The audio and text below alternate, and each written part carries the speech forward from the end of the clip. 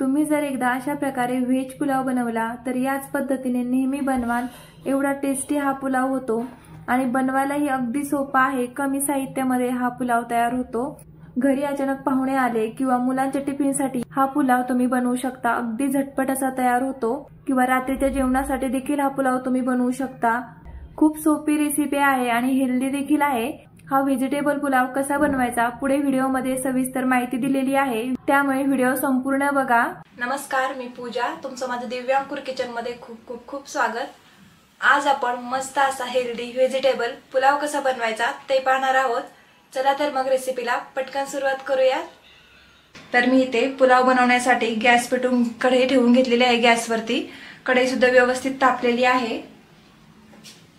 त्यानंतर त्याच्यामध्ये मी 1 चमचा बटर टाकून घेत आहे। पुलाव बनवताना बटर टाकल्याने पुलावाला टेस्ट खूप छान येते आणि त्याचबरोबर 2 चमचे तेल टाकून घ्यायचे। बटर सोबतच तेल टाकल्याने बटर जळत नाही, व्यवस्थित राहतं आणि बटरचा फ्लेवर आपल्या पुलावामध्ये व्यवस्थित येतो। तर तुम्ही फक्त इथे तेल देखील वापरू शकता किंवा फक्त बटर देखील वापरू शकता। मी इथे बटर आणि तेल वापरलेलं आहे। व्हेजिटेबल पुलाव बनवताना बटर वापरल्याने आपला भात मोकळा सुटसुटीत होतो आणि टेस्टी देखील होतो पुलाव। तर आपल्या इथे तेल आणि बटर व्यवस्थित गरम झालेलं आहे। त्यानंतर त्याच्यामध्ये कांदा टाकून घेऊयात।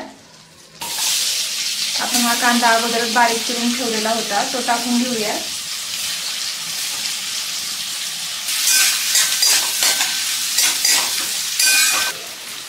त्याचबरोबर त्याच्यामध्ये 1 चमचा जिरे घालून घ्यायचे आणि हा कांदा आपल्याला आता 1 मिनिट थोडासा परतवून घ्यायचा आहे। 1 मिनिट झालेला आहे आणि कांदा आपला इथे हलकासा परतवून झालेला आहे। त्याच्यामध्ये आपण खडे मसाले घालून घेऊया। त्यानंतर मी इथे 4 ते 5 हिरवी विलायची घेतलेली आहे आणि 4 तुकडे इथे मी दालचिनीचे घेतलेले आहेत, ते टाकून द्यायचे त्याच्यामध्ये। त्याचबरोबर मी इथे 2 तेजपत्त्याची पानं घेतलेली आहे, ते मी त्याच्यामध्ये तोडून टाकलेली आहे आणि त्याचबरोबर मी इथे 1 मोठं चक्री फूल घेतलेलं आहे, 5 ते 6 मिरे घेतलेले आहेत आणि 4 ते 5 लवंगा घेतलेल्या आहेत, त्या पण ह्याच्यामध्ये टाकायच्या। त्याचबरोबर आपण हिरव्या मिरच्या चिरून ठेवल्या होत्या, त्या ह्याच्यात टाकून घ्यायच्या। इथे 4 ते 5 हिरव्या मिरच्या टाकलेल्या आहेत। आता मिक्स करूया। त्यानंतर त्याच्यामध्ये 1 चमचा आलं लसूण पेस्ट टाकून घ्यायची आहे आणि मिक्स करायचं व्यवस्थित। आलं आणि लसूण 1 मिनिट आपल्याला परतवून घ्यायचं आहे। तर ते 1 मिनिट झालेलं आहे। आलं आणि लसूण व्यवस्थित परतलं गेलेलं आहे।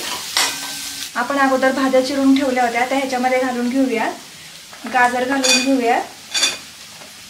त्यानंतर मी इथे चवळीच्या शेंगा चिरून ठेवल्या होत्या, त्या घालून घ्यायच्या। त्याचबरोबर शिमला मिरची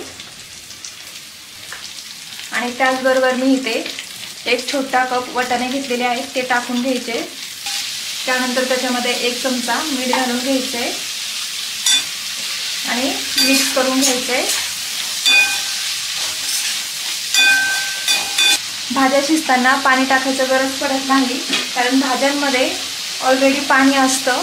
तर झाकण ठेवायचं आहे आणि मीडियम गॅसवरती आपल्याला 5 मिनिटं ह्या भाज्या शिजून घ्यायच्या आहेत। भाज्या शिजत असताना त्यांना अधनमधनं चेक करायचं आहे, नाहीतर भाज्या करपू शकतात। तर त्या भाज्या आपल्या 5 मिनिटं आपण शिजवून घेऊयात। त्यानंतर इथे बघू शकता आपल्या भाज्या आपण 5 मिनिटं झालेत शिजायला ठेवल्या होत्या। तर बघू शकता यांना हलकंसं पाणी देखील सुटलेलं आहे आणि आपल्या भाज्या जराशा शिजल्या देखील गेलेल्या आहेत, बघू शकता इथे।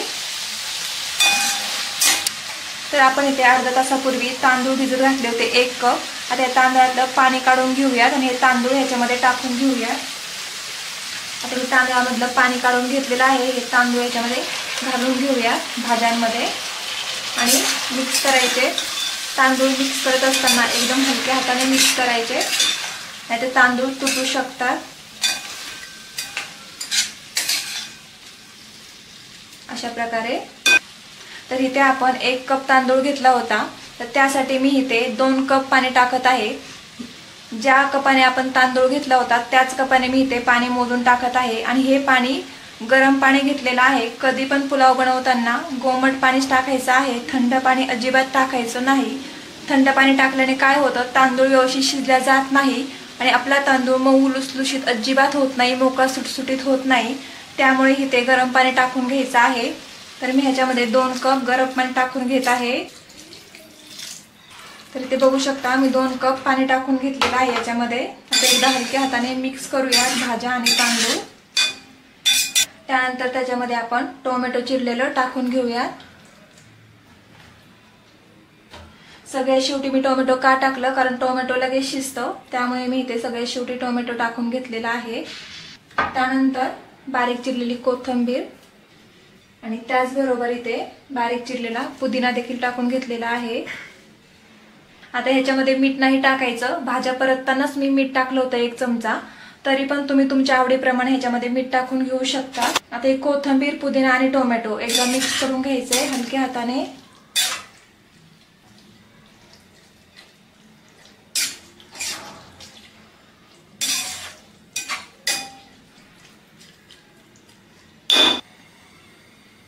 गॅस मोठा करायचा आहे आणि मोठ्या गॅसवर या भाताला 1 उकळी येऊ द्यायची आहे.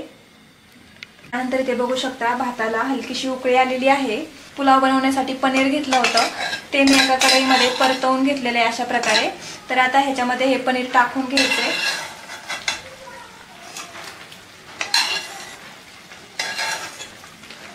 आणि एकदा मिक्स करायचे. तर इथे अचानक व्हिडिओ बनवता बनवता लाईट गेलेली आहे, त्यामुळे मी इथे मोबाईलचं टॉर्च लावलेला आहे. आणि आता आपला हे भात एकदा मिक्स करून झालेला आहे. आता गॅस कमी करायचा आहे आणि याच्यावरती झाकण ठेवायचं आहे. तर झाकण ठेवून आपल्याला कमी गॅसवरती हा पुलाव शिजवून घ्यायचा आहे. पुलाव शिजतोय तोपर्यंत लाईट पण येईल.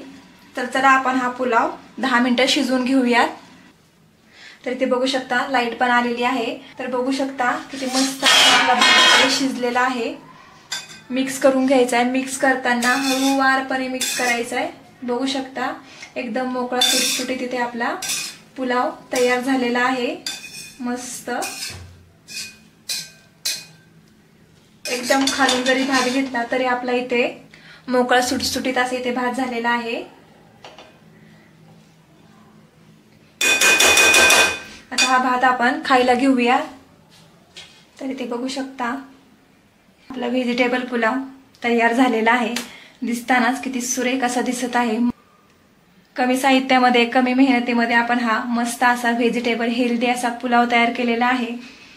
हा पुलाव तुम्ही दह्यासोबत किंवा सलाड सोबत देखील खाऊ शकता, किंवा घरात कोणतीही भाजी केली त्याच्यासोबत खाऊ शकता, किंवा साध्या डाळीसोबत देखील हा पुलाव तुम्ही खाऊ शकता. इतका टेस्टी आणि हेल्दी असा हा पुलाव तयार होतो.